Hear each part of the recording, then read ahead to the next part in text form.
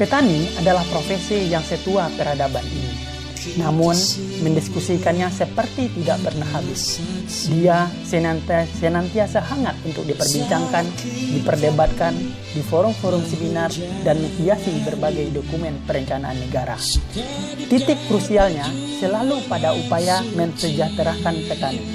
Dia seperti setarikan nafas pada upaya memajukan negara. Jika persoalan kesejahteraan petani mampu diatasi, rasanya kita sudah mengatasi lebih dari separuh persoalan bangsa ini.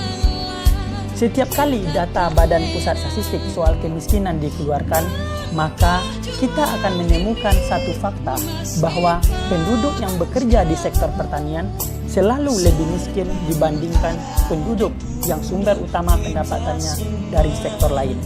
Tidak peduli rezim berganti berapa kali pun, petani nampaknya selalu menjadi pihak yang kalah.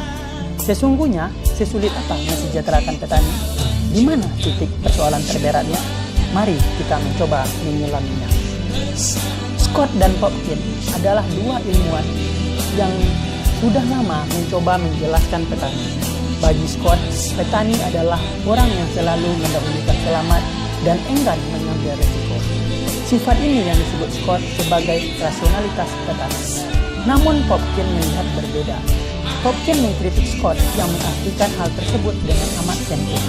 Popkin mengatakan fenomena yang disampaikan Scott terjadi jika dalam kondisi mendesak saja.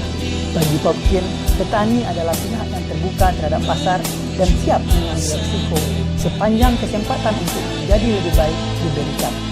Bagi saya, jika kedua pandangan ini direfleksikan melihat petani Indonesia, maka kita akan menemukan kebenaran keduanya. Rasionalitas petani ala Scott maupun sifat petani yang disampaikan Popkin lebih disebabkan oleh dimensi struktural ketimbang karakter petani secara individu. Setiap kali pemilihan umum dihelat, baik berupa pilkada, pilpres, dan pileg, petani adalah konstituen yang paling banyak menikmati taburan janji. Selain sebagai kelompok masyarakat terbesar, isu-isu di seputaran petani juga teramat seksi untuk mendulang suara. Di sisi lain, petani adalah kelompok yang teramat lemah dalam daya tawar politik, sehingga dengan mudah mereka suatu saat bisa ditinggalkan tanpa kesanggupan untuk menagih janji yang telah diberikan. Jikapun mereka berkelompok atau berserikat, kelompok petani yang sejati biasanya kecil-kecil tanpa bergaining posisi yang cukup. Kalaupun terdapat serikat petani besar, biasanya diisi para politisi dan pengusaha. Kesejatian petani tidaklah nampak. Ujian pertama dan sekaligus terpenting bagi petani sudah dimulai di tingkat pemimpin. Jika seandainya mereka memilih pemimpin yang salah atau pemimpin dengan basis moral yang akan menghalalkan penderitaan sebagian orang, dan biasanya kelompok yang dinilai lemah untuk suatu tujuan yang dianggap lebih penting, maka petani akan menanggung akibat buruk selama 5 tahun atau bahkan lebih. Petani harus merelakan dirinya dikorbankan, bahkan dikalahkan dalam pertarungan kebijakan nasional.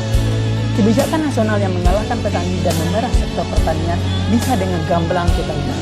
Salah satunya, pemerintah memiliki kepentingan untuk membuat harga pangan rendah agar bisa mendorong daya beli masyarakat lainnya, sehingga perekonomian tumbuh dan investor datang. Keseimbangan kepentingan antara produsen dan konsumen dalam konteks komoditi pertanian cenderung lebih merugikan petani. Hal tersebut sudah dibuktikan oleh nilai tukar petani atau NTP yang tidak mampu merangsek naik lebih baik.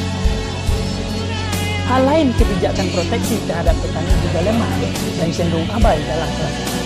Sebaliknya, proses liberalisasi sektor pertanian terus berjalan guna menjadi sumber pendapatan baru. Undang-undang Perlindungan dan Pemberdayaan Petani yang telah dibuat pemerintah bersama DPR terlihat mandek dalam realisasinya. Sesulit apa mensejahterakan petani? Jawaban pertanyaan ini lebih terletak pada hambatan kultural, bukan pada karakter-karakter individu petani. Sehingga dengan demikian, solusi yang bisa menjadi harapan kita juga adalah solusi yang mampu mengatasi persoalan kultural tersebut.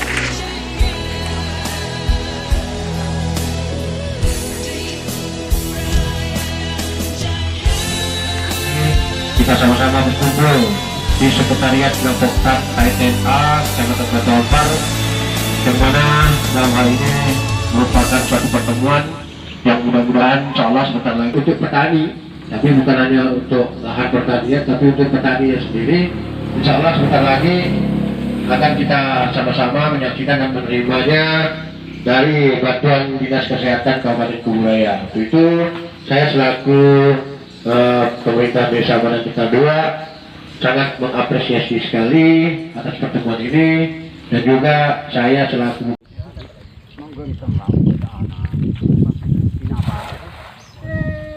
lihat kan hutannya. Kalau enggak pun kaleng-kaleng atau apa aja kan kita bawa sendiri. Satu ini ya, bawa dalam tempat kaleng boleh ya. Mohon kami dibantu bapak-bapak. Bukan kita